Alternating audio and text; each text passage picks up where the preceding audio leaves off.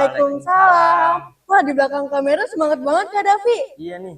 Kita juga semangat dong. BTW, podcast kita kali ini temanya apa sih? Temanya itu kebiasaan beraktivitas dalam beragama Islam. Oh, kebiasaan beraktivitas. Oke. Ngomong-ngomong, ada bintang tamunya nggak sih kali ini? Pastinya ada dong. Mau aku kasih tahu nggak cluenya? Boleh dong. Cluenya banyak banget, sumpah. Yang pertama, ganteng.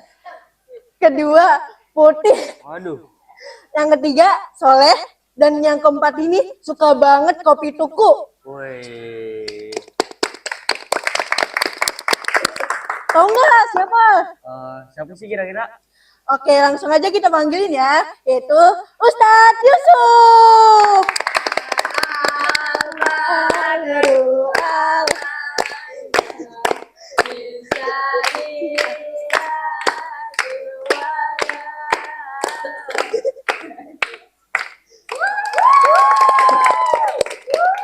Assalamualaikum warahmatullahi wabarakatuh. Waalaikumsalam. Ustadz, apa kabarnya nih? Seneng nggak nih dibeliin kopi tuku? Sampai gemeteran. Ini belinya jauh banget loh Ustadz, penuh effort. Astagfirullahaladzim. Ini boleh diminum dulu nggak nih? Boleh. Ya, biar Haus banget nih biar kelihatannya kakak ya. jalannya jauh banget nih.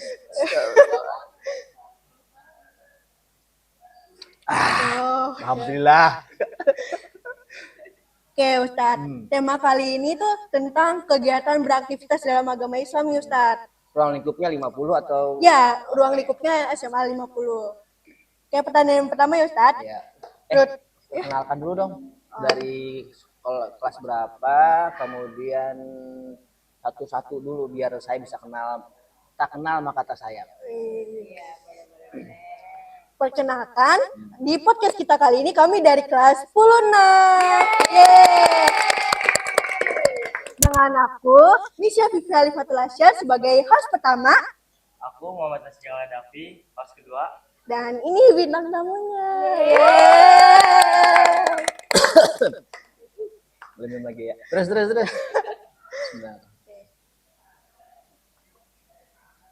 Langsung pertanyaan ya Ustadz. Ya, silakan. Menurut pandangan Ustadz nih, kendala yang sering dihadapi siswa SMA 50 Jakarta dalam mengikuti kegiatan keagamaan di sekolah. Oke, baik. Assalamualaikum warahmatullahi wabarakatuh. Perkenalkan, nama saya Ustadz Hidayat. Saya guru SMA 50, khusus guru agama. Untuk semester ini saya diamanahkan oleh sekolah, yaitu mengajar kelas 10 3, 4, 5, 6, 7, kelas 11-nya 5, 6, 7, dan kelas 12-nya juga sama 5, 6, 7. Baik, ini pertanyaannya bagus banget. Tadi kendala yang sering dihadapi siswa dalam mengikuti kegiatan keagamaan. Sebenarnya kendalanya adalah simple, yaitu yang ada pada dirinya sendiri, dalam dirinya sendiri, yaitu kurangnya kesadaran siswa di dalam hal beragama. Gitu. Karena kita ketahui bahwasanya agama itu pada dasarnya semuanya adalah baik dari kita dan untuk kita. Kita berbuat apa, misalkan kita sholat, kita kemudian sholat duha berjamaah, kita ada tadarus, kemudian kita ada kultum, dan juga kita ada kegiatan yang menurut saya ini luar biasa, yaitu setiap kegiatan PHBI, Perayaan Hari Besar Islam itu, kita ada wisuda Quran. Itu menurut saya sesuatu yang luar biasa, yang mungkin barangkali di sekolah-sekolah yang lain belum tentu ada. Jadi ini nilai plus dari SMA 50 gitu. Cuma yang jadi permasalahan itu kurang maksimalnya siswa menghadiri dan juga antusias dan juga mengikuti hal tersebut. Itu mungkin barangkali kurangnya kesadaran diri di dalam hal beragama, padahal itu hal yang wajib menurut saya. Oke, makasih Ustaz. Oke. Pertanyaan kedua ya Pak. Oke. Mengapa minat siswa untuk ikut kegiatan keagamaan semakin berkurang? Ya itu kesadarannya sebenarnya. Kesadaran pada dirinya itu kurang. Karena jauhnya dari majelis taklim, jauhnya dari majelis ilmu, kurangnya dia dekat dengan orang-orang soleh. Gitu. gitu ya. Kemudian juga keinginan tahuan. Jadi rasa keponya terhadap agama itu sangat-sangat jarang, sangat-sangat tidak ditanamkan di dalam diri.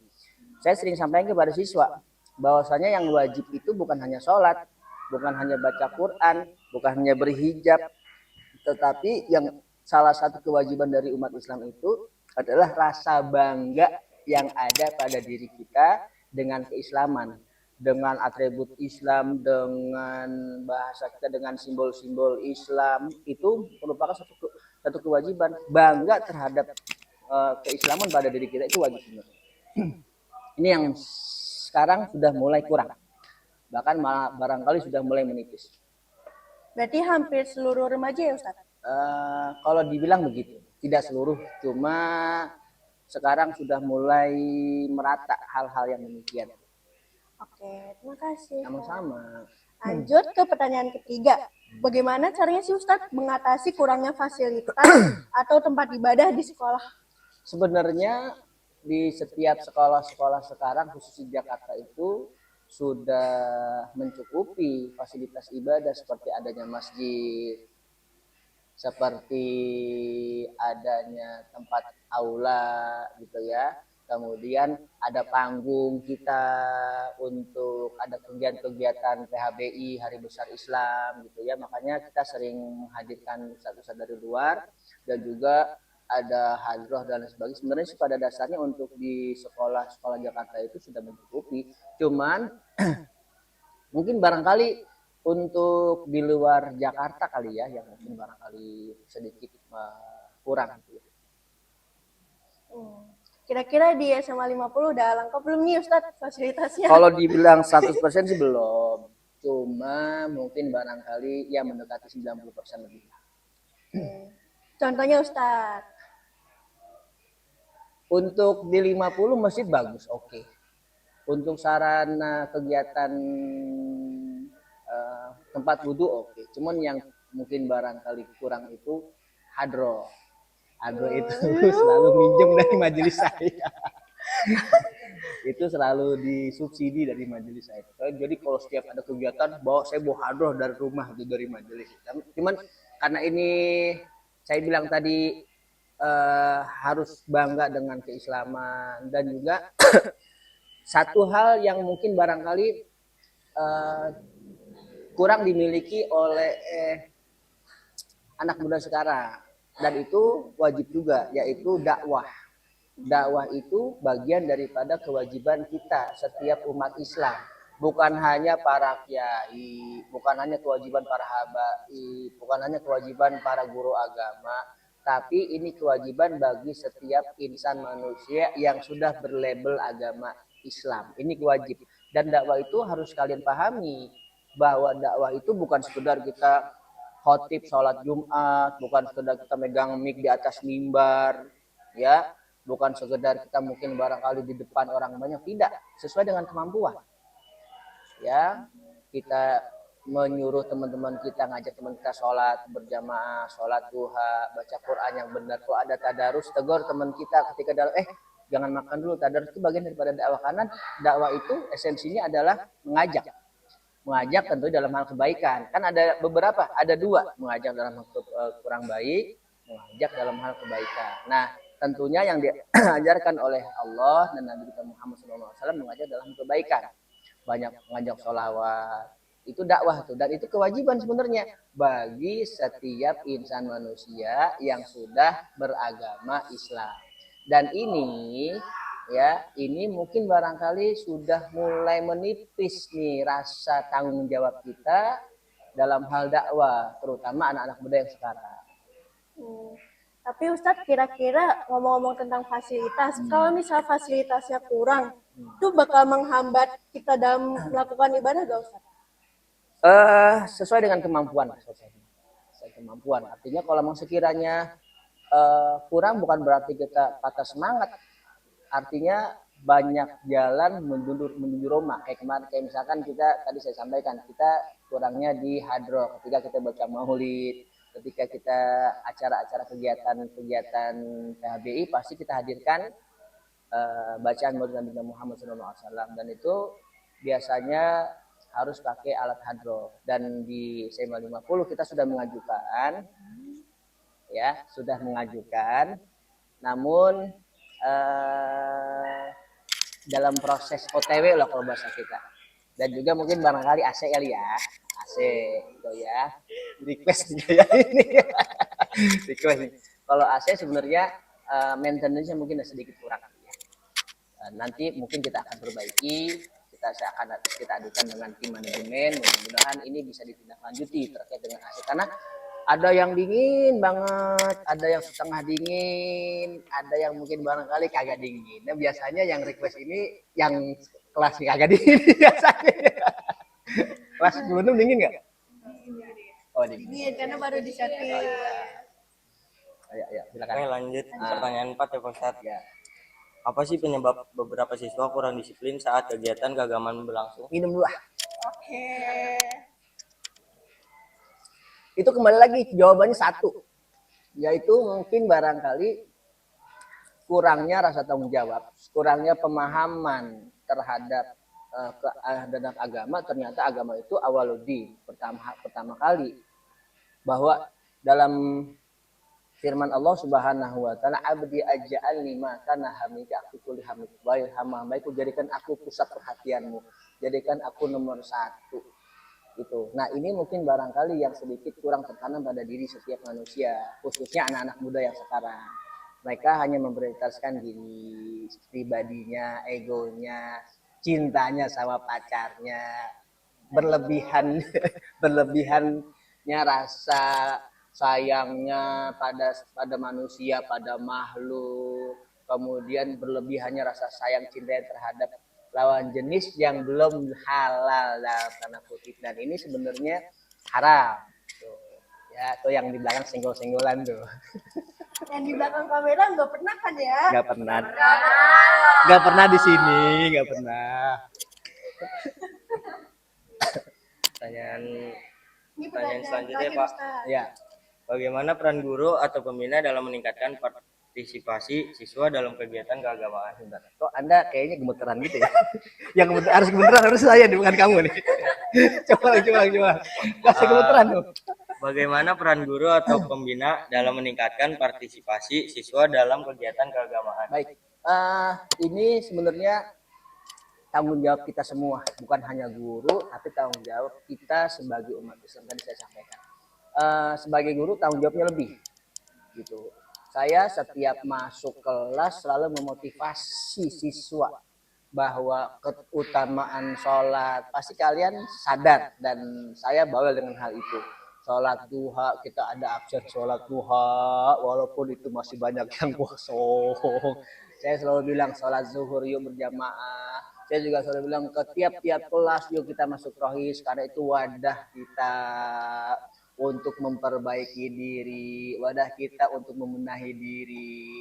Saya juga sering bilang kita punya program wisuda, ya kan, wisuda Quran, dan ini sudah periode ke-7 walaupun belum maksimal, cuman saya terus berusaha kepada siswa semua untuk benar-benar kalian menyadari bahwa pentingnya kita dekat dengan Allah, pentingnya kita dekat dengan Quran, pentingnya kita bermesraan dengan Allah, bahwa sesuatu artinya kenikmatan, ketenangan itu sebenarnya nggak bisa diukur dengan uang yang banyak, dengan harta yang berlimpah, dengan pasangan yang ganteng, pasangan yang cantik, dengan mobil yang mewah, tidak.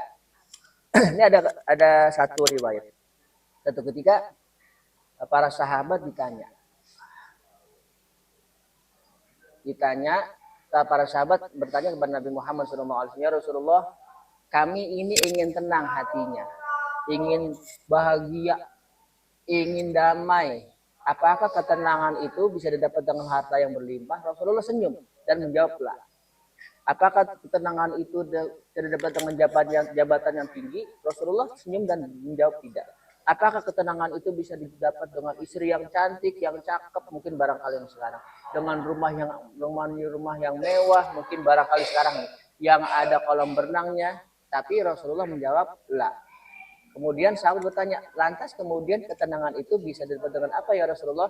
Nabi Muhammad menjawab, ala bizikrillah tatma'innul qulub. Ketahuilah, dengan kamu berzikir kepada Allah, dengan kamu ingat kepada Allah, dengan kamu bermesraan dengan Allah, itu akan membuat hati kita bakalan tenang. Jadi ini pesan moral juga buat host yang ganteng, yang cakep nih, yang di belakang juga. Jangan nguber materi mulu, jangan nyari dunianya mulu, tapi disimbangkan dengan akhirat. Kami guru, saya seguru-guru agama selalu sering melihat masih banyak banget dari siswa yang mengabaikan sholat, ya, terutama di sholat zuhur dan sholat asar. Karena itu kita sering lihat, ya, di sholat asar hanya 3 orang, 4 orang, sementara azan sudah berkumandang. Saya lihat di lapangan juga ternyata mereka nggak peduli dengan azan. Hanya dia main basket, dia sudah mulai kegiatan, dia sudah mulai begini. Nah ini artinya bahwa dia masih nomor 2, nomor 3, nomor 10 karena Allah. Padahal nanti kehidupan di dunia ini kehidupan yang sementara. Ulangi lagi, kehidupan dunia ini kehidupan sementara. Kehidupan yang sesungguhnya, yang hakiki itu kehidupan yang di akhirat. Nah, disinilah ad-dunya mazra'atul akhirah. Bahwa dunia itu adalah ladangnya akhirat. Dunia itu tempat effort kita, usaha kita untuk berlomba-lomba fastabiqul khairat. Lomba-lomba dalam hal kebaikan. Banyakin ibadah, banyakin sholawat, banyakin dekat sama Allah. Utamain kita sholat. Kalau azan, gak usah mikir yang panjang-panjang, lari. Jangan larinya ke kantin, tapi larinya ke masjid. Ya, jadi ini juga pesan moral buat kalian, bukan hanya sekedar di sini doang, ya, memenuhi kebutuhan materi, ya, tapi dijalanin tuh. Karena kata Allah, kabur rahmatan indallah antakul mata. Jadi murka semurka-murkanya Allah orang yang sudah tahu, cuman nggak mau ngamalin. Ternyata yang masuk neraka duluan bukan orang kafir, tapi orang yang berilmu, tapi dia nggak ngamalin apa yang sudah dia tahu. Dia tahu sholat itu utama, tapi dia nggak ngamalin. Ini yang bahaya. Ini yang masuk neraka jalur undangan kalau bahasa kita. Ya biar nggak tegang kita minum kopi dulu ya. Ya Allah, ini bahagia banget di saya nih. Ya lanjut. Oke, untuk pertanyaan dari kita udah selesai Ustadz. Nah, tapi di belakang kamera nih ada mau bertanya Ustadz. Ya silakan namanya. Dari saya dulu. Ya silakan.